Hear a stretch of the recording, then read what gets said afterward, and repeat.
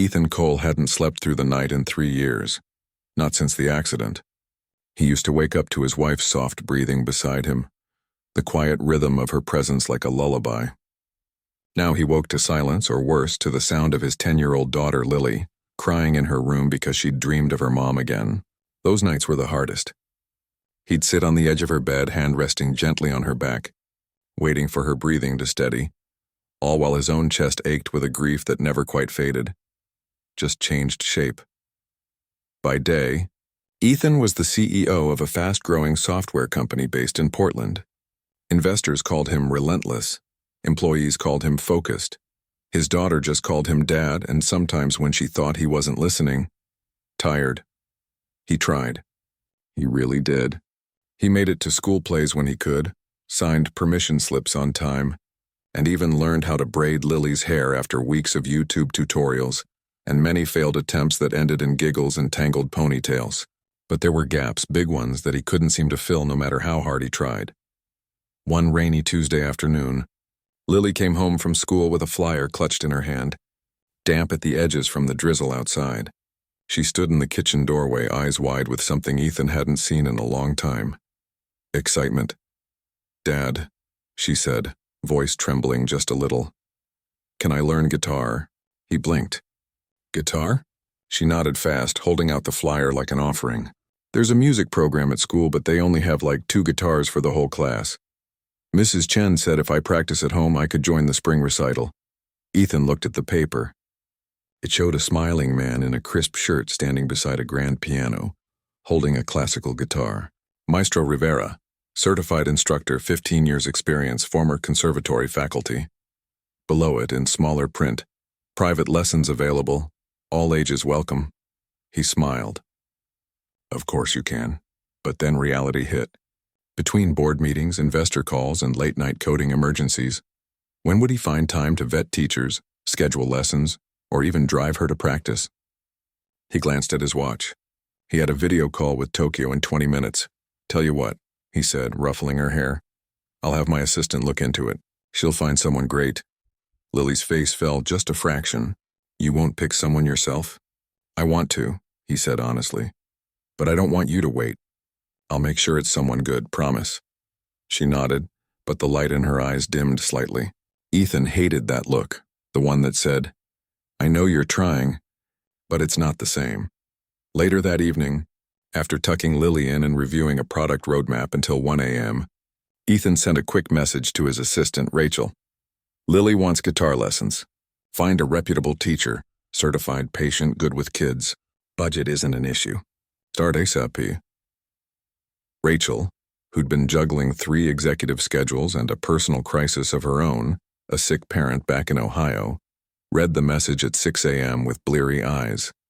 She pulled up the flyer Lily had brought home, typed Maestro Rivera Guitar Lessons Portland into her browser, and clicked the first link that popped up, a modest website with a contact form, a few testimonials, and a photo of a woman holding a guitar smiling warmly. The name at the bottom read Maya Rivera, Music and Mentorship. Rachel assumed it was the same Rivera.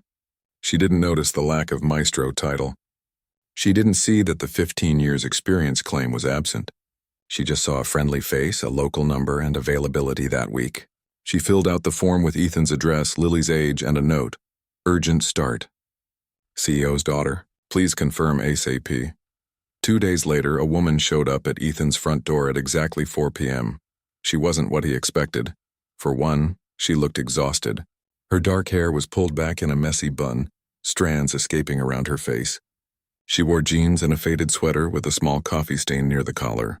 Her guitar case, scuffed and worn at the corners, looked like it had traveled through a dozen cities. And she carried a tote bag slung over one shoulder that bulged with what looked like children's books in a sippy cup. Ethan opened the door, still in his work slacks and dress shirt, tie loosened. "Can I help you?" "Hi," she said, shifting her weight. "I'm Maya Rivera.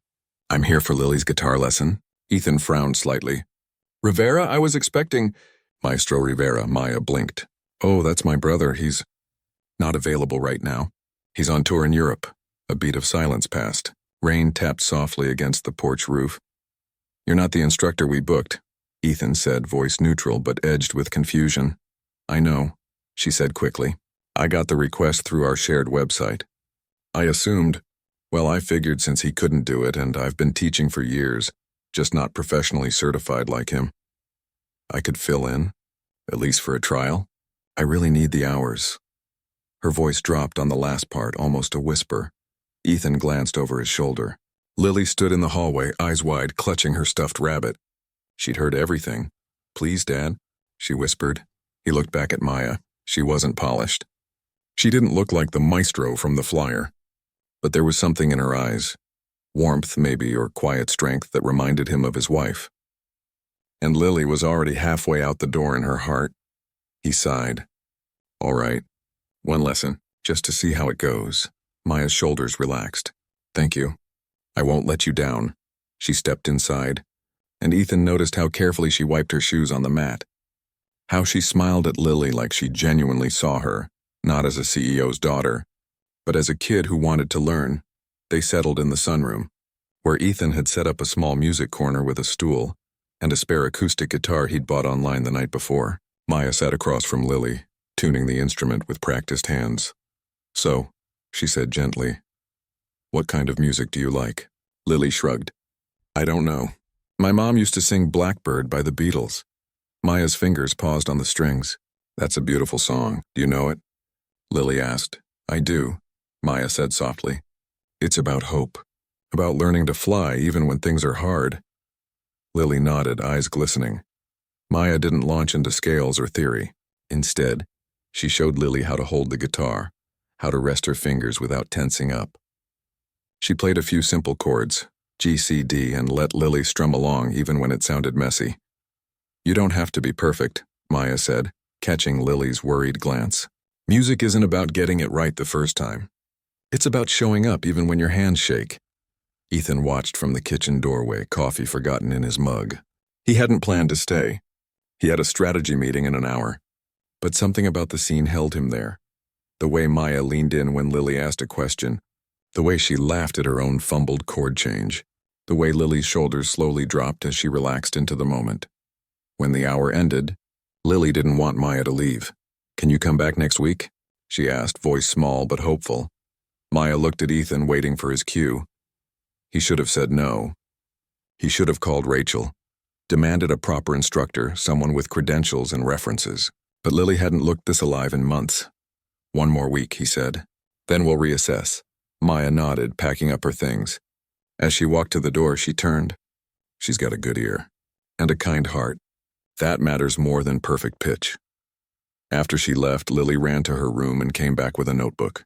I'm going to write a song, she announced. Ethan smiled. About what? About us, she said simply. That night, as he lay in bed staring at the ceiling, Ethan replayed the afternoon in his head. He'd hired the wrong person. Technically, it was a mistake. But for the first time in a long time, his house hadn't felt so empty. There had been music in it. Real, imperfect, hopeful music. He picked up his phone and texted Rachel. Keep the current guitar teacher for now. We'll see how it goes. He didn't mention that he hadn't corrected the booking error. He didn't say that Maya Rivera wasn't the maestro. He just knew deep down that maybe, just maybe, the wrong choice had led to something right.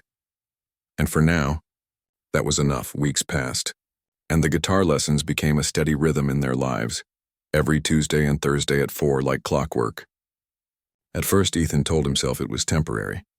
He'd find a real instructor soon, someone with a degree, a studio, maybe even a website that didn't look like it was built in 2005. But each time he thought about replacing her, something stopped him. It wasn't just that Lily was practicing now, actually practicing.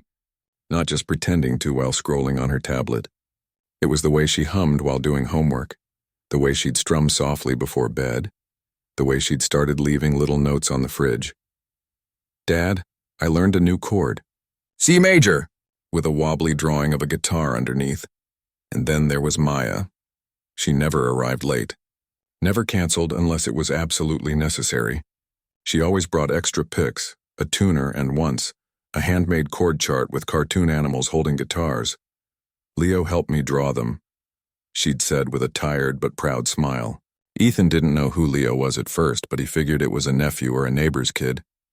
He didn't ask. He wasn't the kind of person who pried into other people's lives.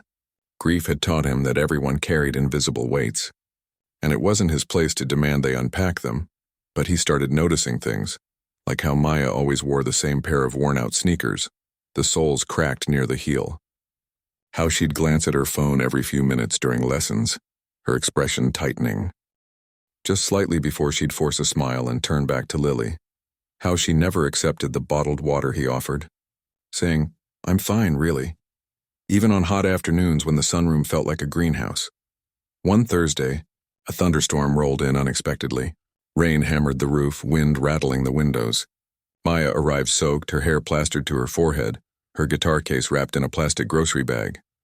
"Sorry," she said, shaking water off her sleeves. "My car wouldn't start, so I took the bus. Then I had to walk the last mile." Ethan frowned. "You walked in this?" "It's okay," she said quickly, already unpacking her guitar. "Lily's been working on that song, didn't want to miss it." Lily ran in, eyes wide. "You're all wet." "I've been wetter," Maya said with a laugh. But Ethan saw her shiver. Without thinking, he went to the hall closet and pulled out a thick, navy blue hoodie, one his wife had bought him years ago, too big, too soft, never worn since. He handed it to Maya. She hesitated. "I'll get it wet." "It's already been through worse," he said gently. She took it, fingers brushing his for just a second. "Thank you." As she changed in the bathroom, Lily tugged at Ethan's sleeve. "Dad, can Maya stay for hot chocolate after?" "Please," he almost said no. Hot chocolate meant lingering. Lingering meant conversation. Conversation meant crossing a line from employer to something else. But Lily's eyes were pleading, and outside the storm raged on. "All right," he said, "but just this once." Later, with mugs steaming on the coffee table and Lily showing Maya a drawing she'd made of them playing guitar together, Ethan found himself actually relaxing. Maya's voice was calm, unhurried. She asked Lily about her favorite songs, her friends at school, what she wanted to be when she grew up. She didn't treat her like a child to be managed. She treated her like a person worth listening to. And when Lily shyly played the first few lines of Blackbird, stumbling on the finger-picking but refusing to stop, Maya didn't correct her. She just nodded and said, "You're feeling it." That's what matters. After Maya left, Hoodie returned, slightly damp but clean. Ethan stood in the doorway longer than necessary, watching her walk down the driveway, shoulders hunched against the drizzle, guitar case bumping against her leg. Something about her stayed with him. That night, after Lily was asleep, he sat at his laptop, half watching a financial report, half thinking about the woman who taught his daughter to believe in herself with nothing but a second-hand guitar and quiet patience. On impulse, he typed her name into the search bar. Maya Rivera, Portland guitar teacher. The results were sparse. A few old posts on a local parenting forum, a comment on a community event page, no professional bio, no studio address. But then he found a photo, posted 2 years ago by a daycare center, showing a group of kids painting. In the background, a young woman with tired eyes and a gentle smile held up a toddler's hand covered in blue paint. The caption read, "Thanks to our amazing part-time helper, Maya, for making today magical." He clicked on her profile. It was mostly private, but one public post stood out. A blurry photo of a little boy with curly hair grinning on a swing. The caption, "My sunshine on the hardest days. Love you, Leo." Ethan stared at the screen. So Leo wasn't a nephew. He was her son. He scrolled further. No mention of a partner. No family photos beyond the two of them. Just posts about job listings, used instrument sales, and once a quiet plea. "If anyone knows of evening childcare in the Oakwood area, I'd be so grateful. Trying to pick up more teaching hours." His chest tightened. She wasn't just a substitute teacher filling in for her brother. She was a single mom, working 2 or 3 jobs, showing up at his house every week with grace and warmth, even when her own life must have felt like it was barely holding together. The next day, he called Rachel. "About Lily's guitar teacher," he said. "Keep her on indefinitely and double her rate." Rachel paused. "Are you sure? I thought you wanted someone more established." "I was wrong," he said simply. "She's exactly what Lily needs." That week, when Maya arrived, Ethan handed her an envelope. She looked confused. "What's this?" Your updated payment, he said. And a little extra for transportation, especially in bad weather. Her eyes widened. You don't have to. I want to, he interrupted gently. You're doing more than teaching chords. You're giving her confidence. That's worth far more than I'm paying. She looked down, throat working. When she looked up, her eyes were shiny, but she didn't cry. Thank you, she whispered. This helps more than you know. From then on, things shifted. Just slightly, but enough to matter. Maya started arriving a few minutes early, not because she had to, but because Lily would run out to greet her. She brought Leo's drawings sometimes. He says you have the coolest house, she'd say with a shy laugh, and once a tiny clay guitar he'd made in preschool. Lily kept it on her nightstand.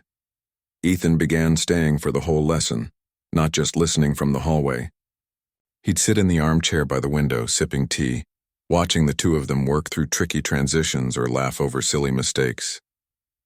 He noticed how Maya never raised her voice even when Lily got frustrated. Instead, she'd say things like, "Mistakes are just the music trying to teach you something new." Or, "Your fingers are learning a new language, they need time to understand." One afternoon, Lily hit a wall. She'd been trying to play a simple melody for days, but her fingers kept slipping. She threw the pick across the room and burst into tears.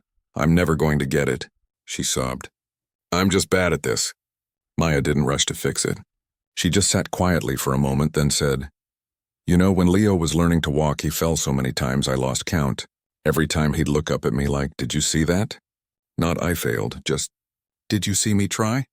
Lily sniffled. "Really? Really," Maya said. "And now he runs everywhere, even into grocery store aisles when I tell him not to." She smiled. "Trying is the bravest part." Lily wiped her eyes, picked up the pick, and tried again. Ethan watched, heart full in a way he hadn't felt in years. Later, as Maya packed up, he asked, "How old is Leo?" 4, she said, zipping her case.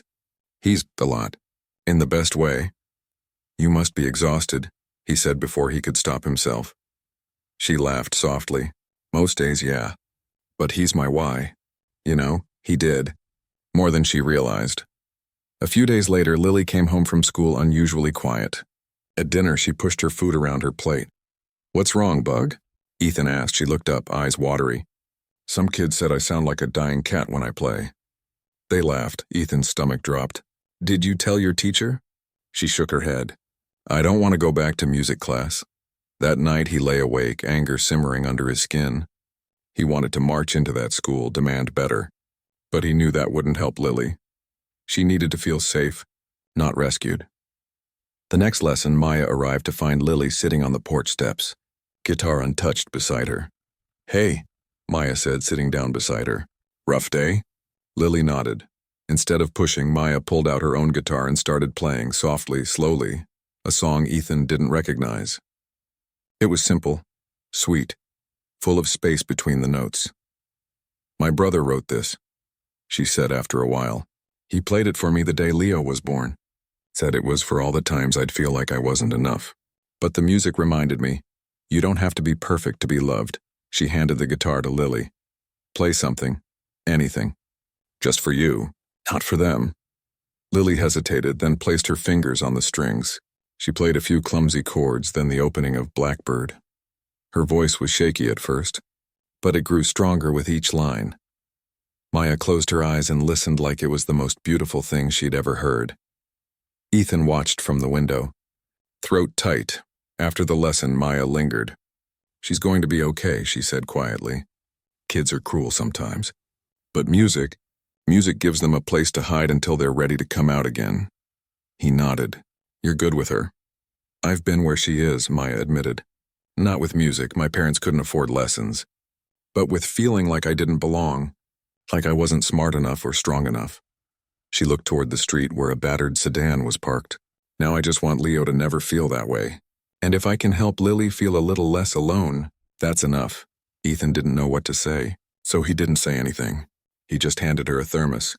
"I made extra soup. For you and Leo." She looked surprised, then grateful. "You didn't have to." "I know," he said. "But I wanted to." As she drove away, Ethan stood in the driveway longer than usual.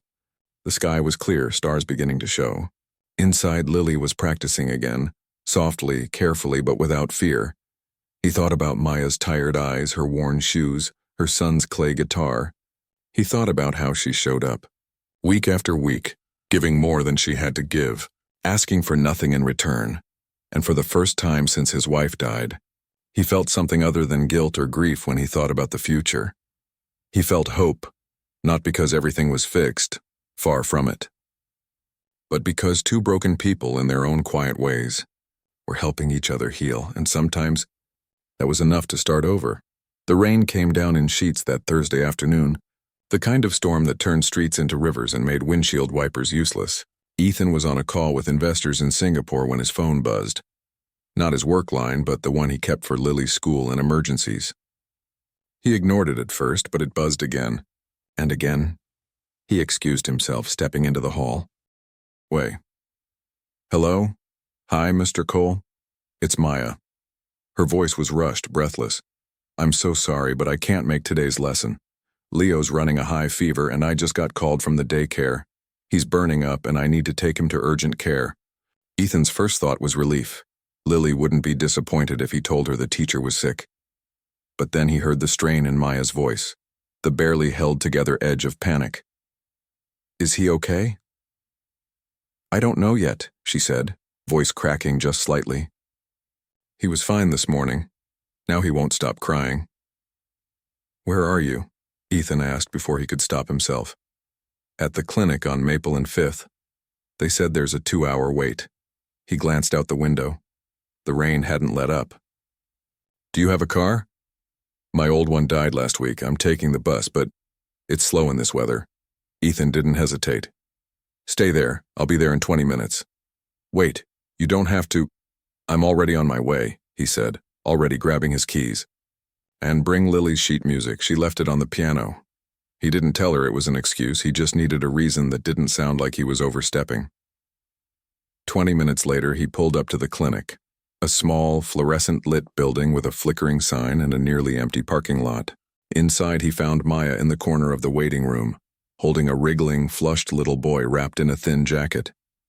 Her hair was damp, her sweater clinging to her shoulders. She looked exhausted, but the moment she saw him, she stood up quickly, as if trying to appear composed. You didn't have to come, she said, shifting Leo in her arms. I know, he said gently. But I wanted to. Leo whimpered, burying his face in Maya's neck. She rocked him slowly, humming under her breath, a tune Ethan recognized from one of Lily's lessons. He handed her a paper bag. I grabbed soup and tea from the cafe down the street, and children's Tylenol just in case. Her eyes softened. Thank you. They sat in silence for a while, the only sounds the hum of the overhead lights and Leo's quiet sniffles. Ethan watched Maya, how she checked his temperature with the back of her hand, how she whispered reassurances even when he squirmed away, how she never once looked annoyed or impatient, just fiercely present. After an hour, they were finally called back. The doctor confirmed it was a viral fever. Nothing serious, but Leo needed rest, fluids, and close monitoring for the next 48 hours. Back in the parking lot, rain still falling, Maya tried to buckle Leo into a car seat that looked like it had seen better days, strapped into the back of a dented sedan with mismatched hubcaps. Let me drive you home, Ethan said. She hesitated. I don't want to be a burden. You're not, he said simply. It's pouring. And you've got your hands full. She looked at him for a long moment, then nodded. Okay. Thank you. Her apartment was nothing like he expected. Not because it was messy. It was actually tidy, if sparse, but because it felt so human. A small 2-bedroom unit on the edge of town, with peeling paint in the hallway and a neighbor's dog barking through the walls. Inside there were drawings taped to the fridge, a stack of library books on the coffee table, and a tiny keyboard in the corner with stickers on the keys labeled Leo's Notes. Maya laid Leo down on the couch, covering him with a quilt stitched from old flannel shirts. He'll sleep for a bit now, she whispered. Ethan set the soup on the counter and glanced around. On the kitchen table sat an open laptop, a spreadsheet filled with numbers, and a stack of envelopes, some stamped Final Notice. A job application for a retail position was half filled out. He looked away quickly, feeling like he'd stumbled into something private. Maya followed his gaze and stiffened. "I'm sorry, it's a mess." "It's not a mess," he said honestly. "It's a home." She gave a tired smile. "Feels more like a balancing act most days." He stayed longer than he planned, long enough to help her make broth, long enough to watch her check on Leo every 10 minutes, long enough to see the way her shoulders slumped when she thought he wasn't looking. Before he left, he pulled out his wallet. "Let me cover the clinic visit." She shook her head immediately. "No, I can't accept that." "Why not?" he asked gently. "You'd do the same for someone in need." "That's different," she said. "I don't want charity." "It's not charity," he said. "It's neighborly." She looked at him, really looked at him, and for the first time, he saw the pride beneath the exhaustion, the quiet dignity of someone who'd been knocked down but refused to stay down. "I'll pay you back," she said finally. "You don't have to," he said. "But if it makes you feel better, consider it an advance on next month's lessons."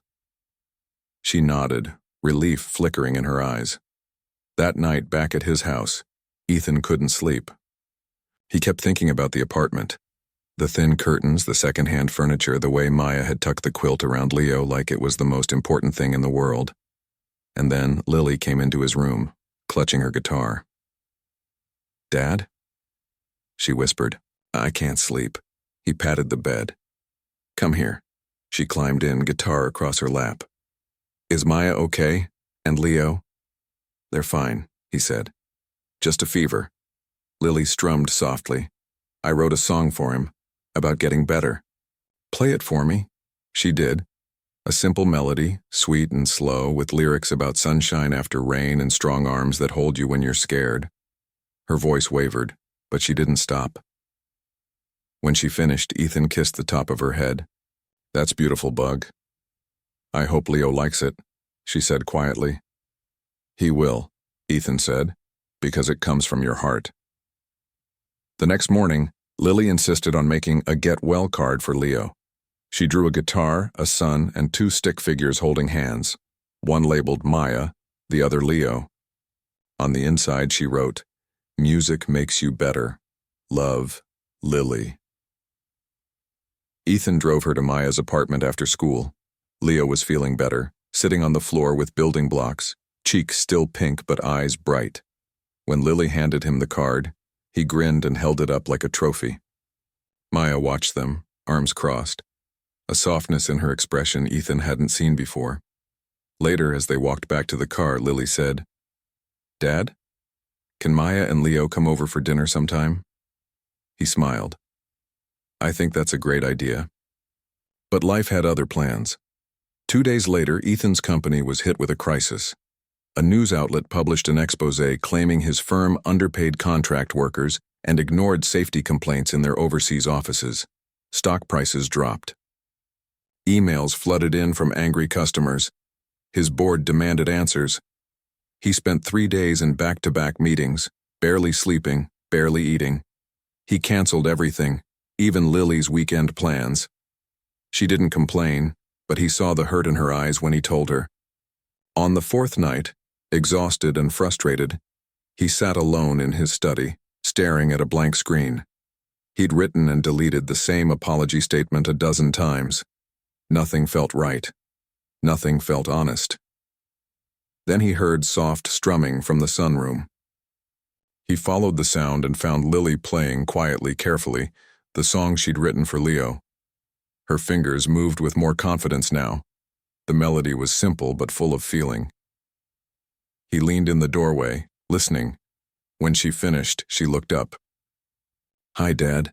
"Hey," he said, voice rough. "That sounded really good." She shrugged. "Maya says music doesn't have to be perfect. It just has to be true." He sat down across from her. "What else does Maya say?" "She says, people just want to feel seen," Lily said, plucking a string. "Like when you're sad or mad or scared, you don't need someone to fix it. You just need someone to say, 'Yeah, I see you, it's hard.'" Ethan went very still. That was it. All this time, He'd been trying to craft a corporate statement, polished, legal, safe. But what people needed wasn't spin. They needed honesty. They needed to know he saw them. The next morning, he called an emergency press conference. No lawyers, no PR team, just him, standing in front of cameras saying, "We failed, not because we didn't care, but because we got so focused on growth we forgot to listen. That ends now." He announced a full audit, fair wage adjustments, and a new worker advisory council. He didn't make excuses. He just took responsibility. The response was surprising. Customers praised his honesty. Employees thanked him. Even critics admitted it was a step in the right direction. That evening, drained but lighter than he'd felt in weeks, he sat on the porch with a cup of tea. The sky was clear. Crickets sang in the grass. His phone buzzed. A text from Maya. "Saw the press conference. You did the right thing. Proud of you." He stared at the message, heart thumping in a way he hadn't expected. He typed back, "Thanks. Lily said something today that helped me see it clearly." A pause. Then, "She's got a good teacher." He smiled. "So do I." He didn't send it. He deleted it instead. Too much, too soon. But he kept the thought.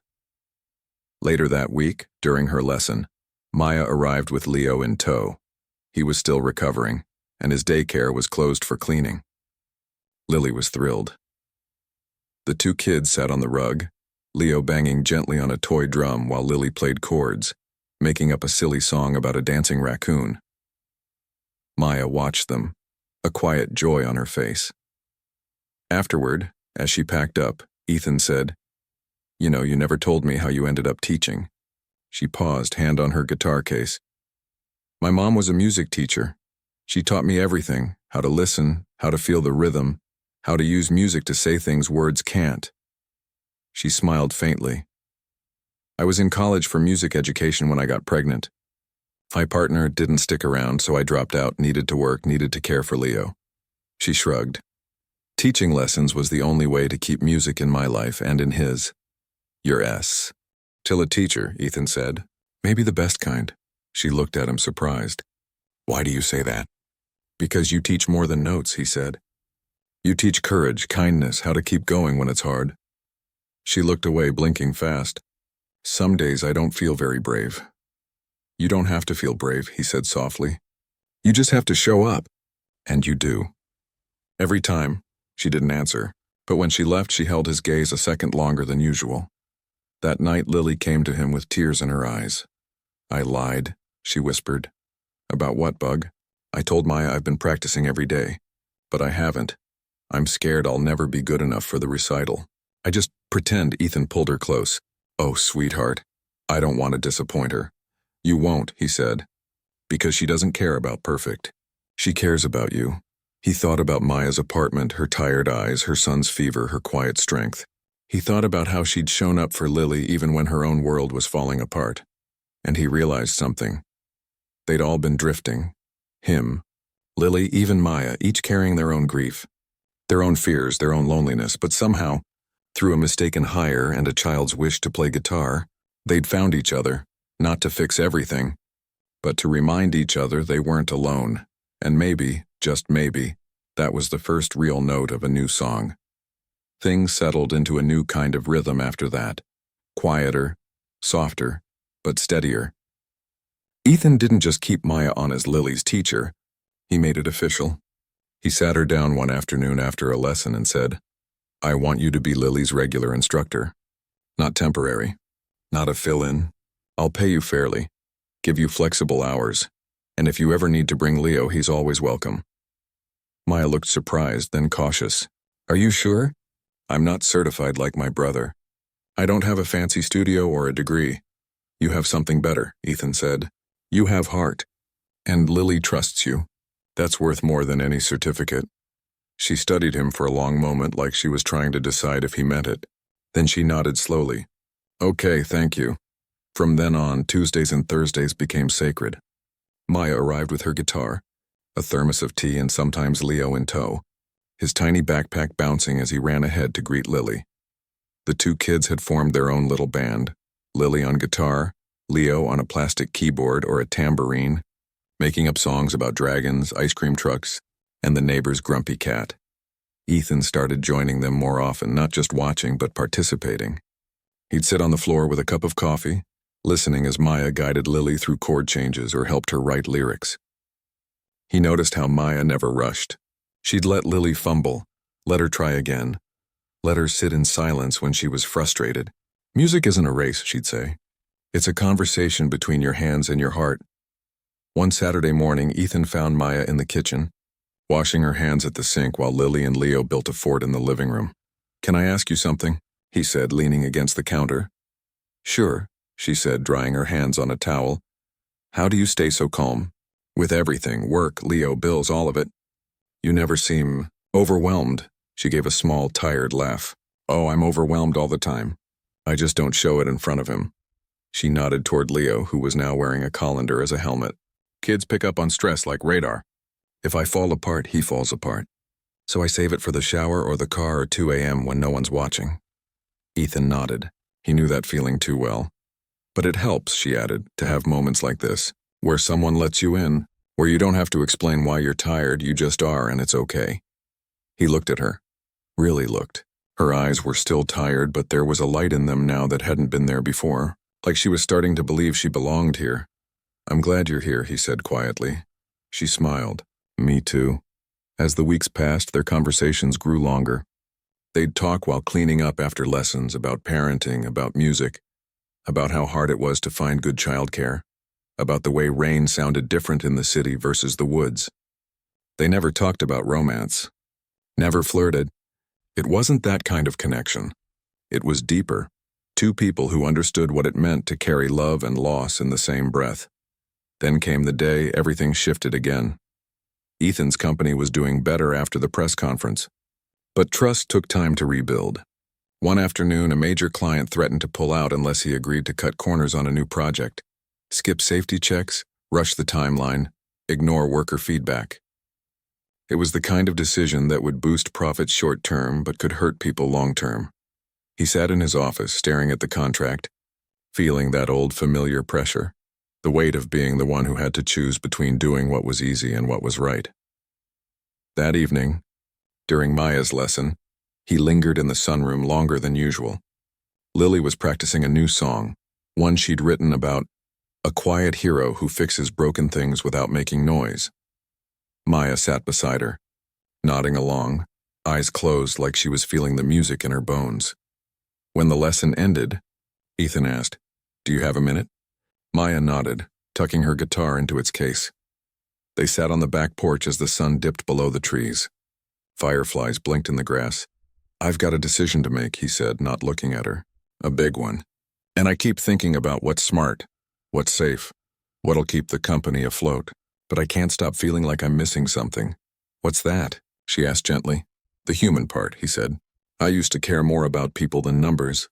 Somewhere along the way I forgot." Maya was quiet for a moment. Then she said, "You know, when I teach kids, I don't start with scales or theory. I ask them, what do you want your music to say? Because if you don't know why you're playing, the notes don't matter." She turned to him. "Maybe it's the same with your work. What do you want your company to say about you?" He looked at her, stunned. It was so simple, so clear. "People just want to feel seen," she added softly. The same words Lily had echoed weeks ago. "Not managed, not used, seen." He let out a long breath. "I think I've been trying to build something impressive instead of something honest." "Honest is harder," she said, "but it lasts longer." The next morning he called the client. He said no to the deal. He explained why. To his surprise, the client respected his stance and offered a revised contract that honored both safety and timelines. That night, he texted Maya. "You were right." "Thank you," she replied. "You were already there. I just reminded you to listen." Something changed between them after that. Not in a dramatic way, no grand confessions or sudden shifts, but there was a quiet understanding now, a mutual respect that went beyond employer and teacher. They were two parents, two people trying to do right by the ones they loved, and they'd found an unexpected ally in each other.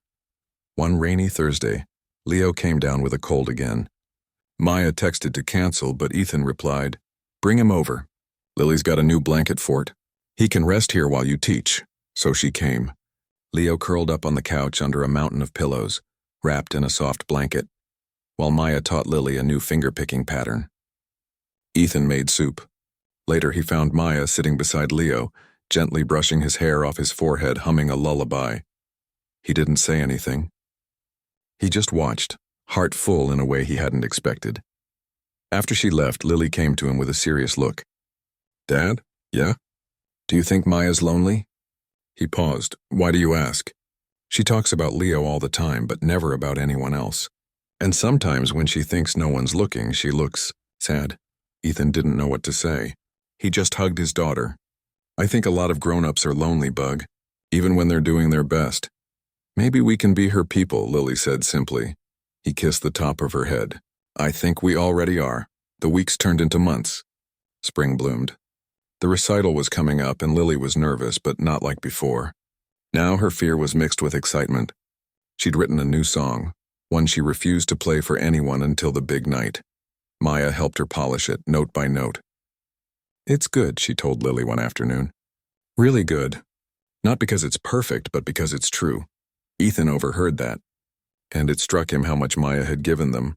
Not just music lessons, but a way back to feeling, to hope. To each other. One evening, after Leo had fallen asleep in the car and Maya was carrying him to the door, Ethan said, "You don't have to rush off." She paused. "I should get him home." "He's already asleep." "Stay for tea." "Just 10 minutes." She hesitated, then nodded. They sat on the porch again, mugs in hand, the night air cool and sweet with the smell of blooming jasmine. "You've changed things," Ethan said after a while. "For both of us." "I didn't do anything special," she said. "You showed up," he said. "When you didn't have to. When you probably didn't even have the energy. And you gave Lily something I couldn't. Someone who understood what it's like to miss someone every day but still find reasons to sing." Maya looked down at her mug. "I didn't do it for thanks." "I know," he said. "But I'm saying it anyway." She looked up then, eyes glistening. "You've been kind to us too. More than you had to be." "Maybe we both needed someone to be kind to," he said softly. They sat in comfortable silence for a while, listening to the crickets, watching the stars come out. Later, as she carried Leo to the car, Ethan walked her out. At the door, she turned. "Thank you," she said. "For seeing us," he nodded. "Always." And in that moment, neither of them said the things they might have wanted to say. About loneliness, about second chances, about how hard it was to let someone in after loss. But they didn't need to. The music had already said it for them. Back inside, Lily was strumming softly in the sunroom. Ethan sat beside her. "What's that?" "My song," she said. "For the recital. Can I hear it?" She shook her head. "Not yet. But soon," he smiled. "I can't wait." And for the first time in a long time, he really meant it. Not just about the song, but about everything that was coming next, because sometimes the wrong turn leads you exactly where you're meant to be. The night of the school talent show arrived with a warm spring breeze and a sky full of stars. The gymnasium was decorated with paper lanterns and streamers, rows of folding chairs filled with parents holding programs and phones ready to record. Ethan sat in the third row, Lily's guitar case resting at his feet, his heart pounding harder than it had during any board meeting. Lily stood backstage in a simple blue dress, fingers nervously twisting the hem. Maya crouched beside her, adjusting the strap of the guitar slung across her shoulder.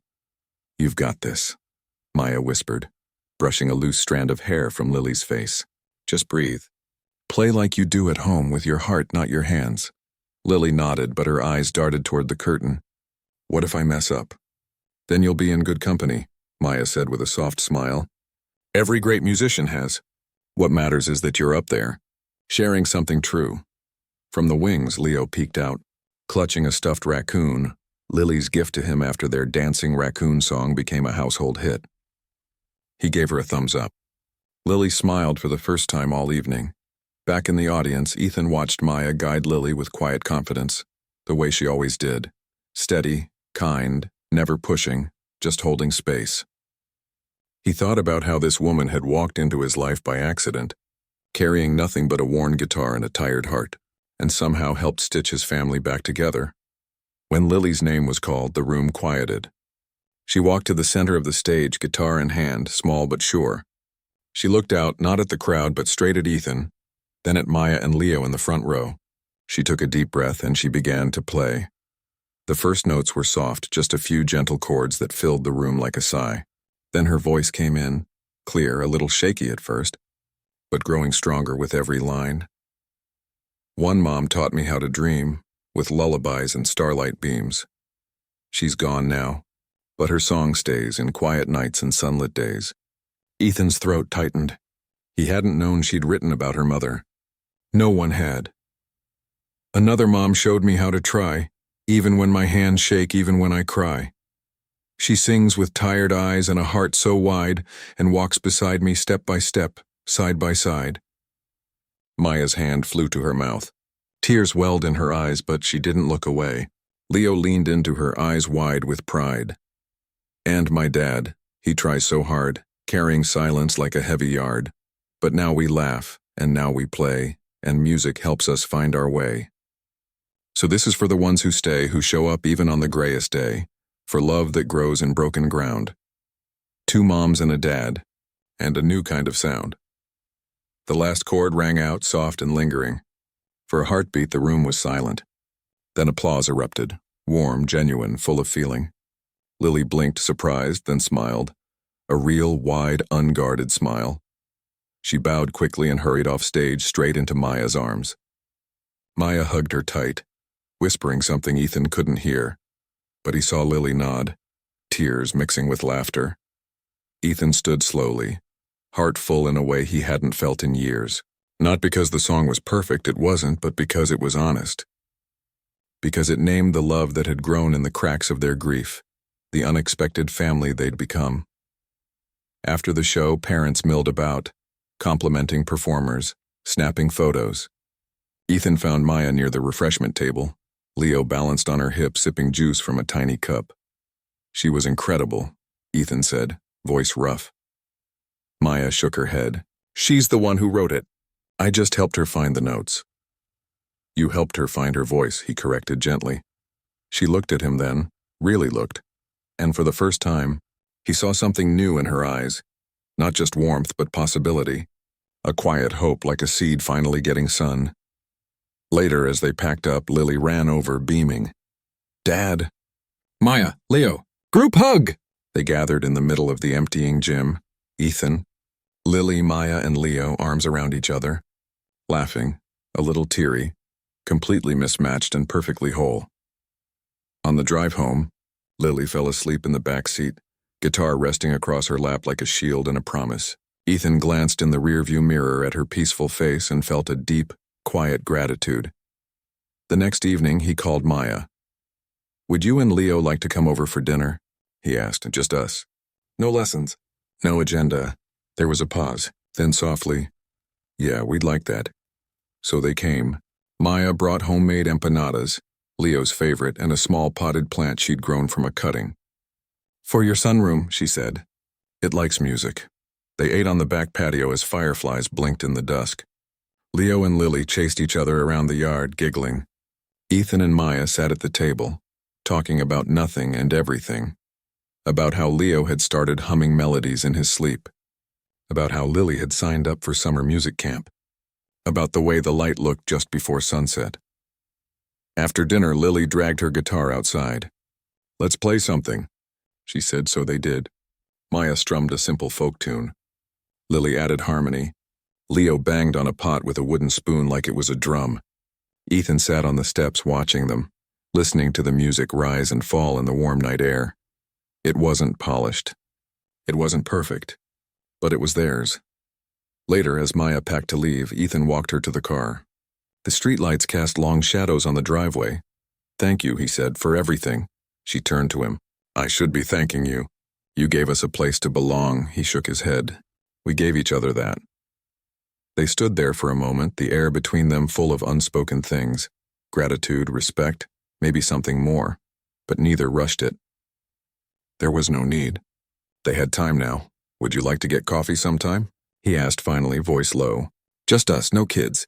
No guitars. She smiled. A real, slow smile that reached her eyes. I'd like that. Good, he said. Because I think we've earned a little normal. She laughed softly. Normal sounds nice. As she drove away, Ethan stood in the driveway, hands in his pockets, watching the taillights disappear around the corner. Inside, Lily was already asleep, Leo's clay guitar on her nightstand, her own leaning against the wall.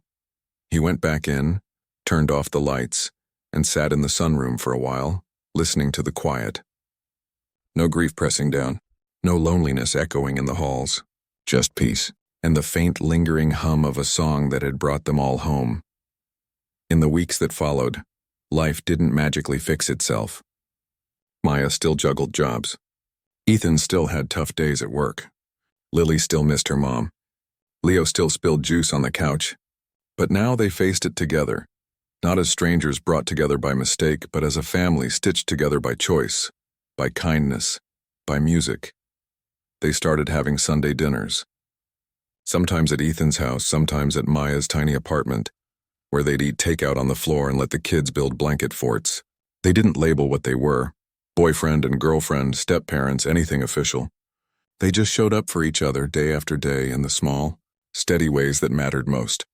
One evening, as they washed dishes side by side after dinner, Maya said, "You know, I used to think my life was behind me, like the best parts were over before they really began."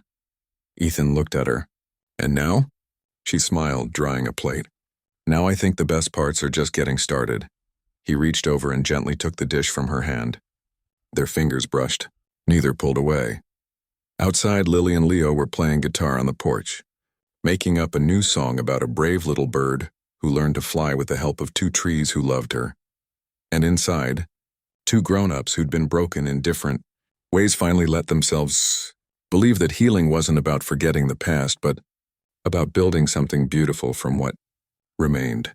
No grand declarations, no dramatic twists. Just four people, two guitars, and a quiet understanding that sometimes the wrong turn leads you exactly where you're meant to be. And that was enough.